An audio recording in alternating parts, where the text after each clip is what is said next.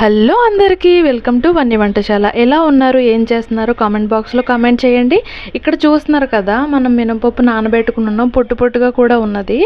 ఇలా మాకు మినుములు విలేజ్లో దొరుకుతాయండి ఈజీగా. వాటిని ఆడించి పెట్టుకుంటాం మేము, మాకు సులువుగానే దొరుకుతాయి.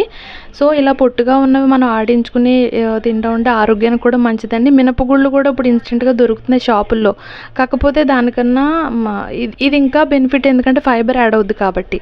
సో ఇలా నేను గట్టిగా ఆడుకున్న పిండి గారెల పిండికి 2 ఉల్లిపాయలు కట్ చేసుకుని పెట్టుకున్నాను. అలాగే వేసుకుని 3 పచ్చిమిరపకాయలు, కొంచెం జీలకర్ర, తగినంత ఉప్పు, కొంచెం కొత్తిమీర వేసి కలిపేసుకున్నానండి. దాంట్లో మునగాకు ఎండబెట్టింది కూడా యాడ్ చేసుకున్నానండి. దానివల్ల మనకు బెనిఫిట్స్ ఏంటంటే కాల్షియం ఉంటుంది, కంటి చూపు బాగుంటుంది. పూర్వకాలం ఆయుర్వేదంలో 300 వ్యాధులు పోయేవంట, తగ్గేవంట అండి. దానివల్ల అన్ని బెనిఫిట్స్ ఆర్టికల్ చదివాను. సో ఇలా కొన్ని పిండిలో యాడ్ చేసుకుని వండడం వల్ల కూడా ఇంకా మనం పక్కన తీసి పెట్టాం కాబట్టి గారెలు కాబట్టి ఈజీగా తినేస్తాము.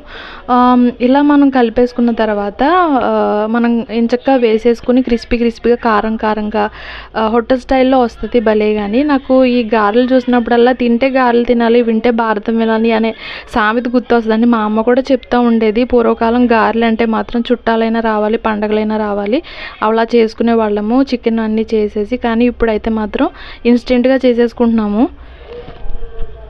ఇలా వేయించిన గారెలను దబ్బకాయ చట్నీ కానీ వేరుశనగ చట్నీతో తింటే మాత్రం ఉంటుందండి, సూపర్ అంతే. సో ఇదండి ఇవాళ వీడియో. ప్లీజ్ లైక్, షేర్, సబ్స్క్రైబ్ మీ వన్య వంటశాల.